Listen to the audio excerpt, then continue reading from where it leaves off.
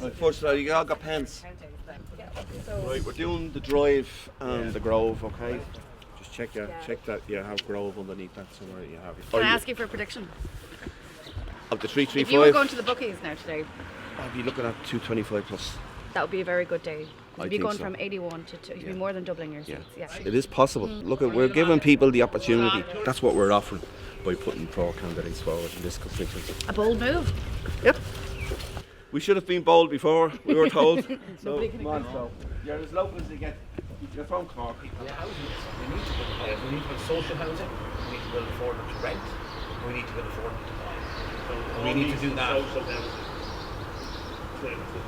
The people on the housing list. That's why they're called public housing.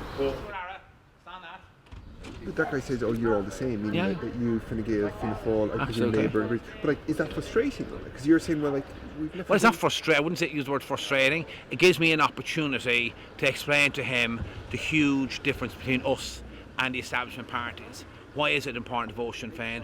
What's different about us? What our plans are? What our emphasis will be? We represent, work in and live in some of the most marginalised communities in Dublin.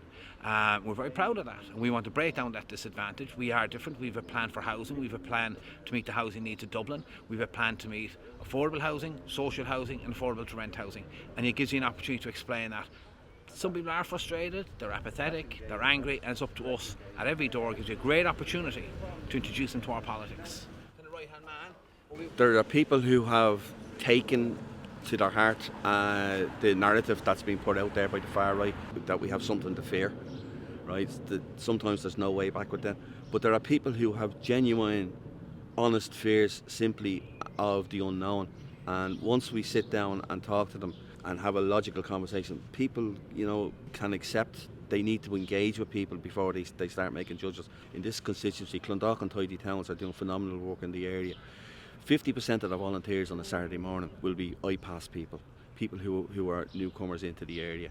It's through groups like that, and through the sports, through the football groups, that's where things get changed. And that's how they get changed. It's not by me at the door changing them, it's through and get different groups that are in the area.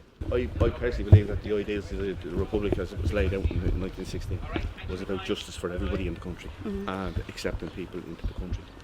I mean, James Connolly was Scottish. Daniel O'Connell, O'Donoghue and Ross all had non-Irish blood, so I mean, where do we draw the line? And there's Rosemary here. Rosemary's working with us the last couple of years. Rosemary's a candidate in the area also. I mean, why should she be treated any different? Biggest issues are housing and health. Also, once in a while we get the immigration issue. Some of them really want to vent. Luckily, like myself, being a person of color, none whatsoever has attacked me or vented on me because of who I am. It's always like, oh no, your policies, and this has never been about me. Well, it'd be housing for starters. Yeah, for housing. Absolutely. We need housing. We need a lot more housing. And we need to look after our homeless as well. That's another issue around the area. And mental health. There's a lot of people suffer with the mental health. Last year or the year before, there was a lot of people who say, oh, Sinn Féin, Sinn Féin, Sinn Féin, Sinn Féin. I think, personally now, Sinn Féin has lost a lot of people. And it's over the immigrants coming in here.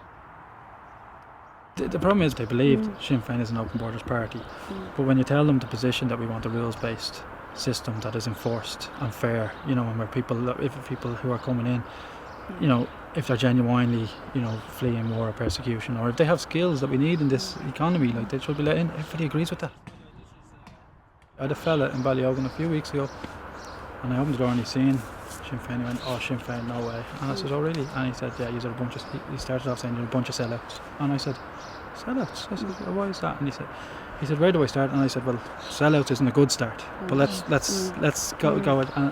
And he had a go, and I explained the position. And when I walked away from the door, he said, "You know what?" He said, "You've changed my mind a little bit, a little bit. And, you've given me your position, and I appreciate that, and I appreciate the time."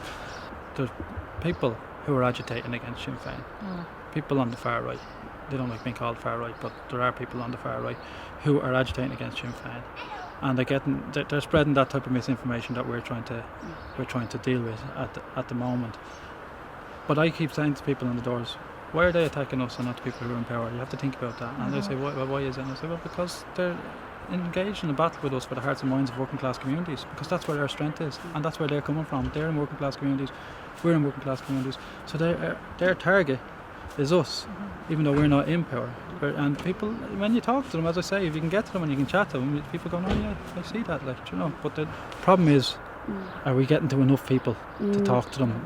That's the question. I hope we are.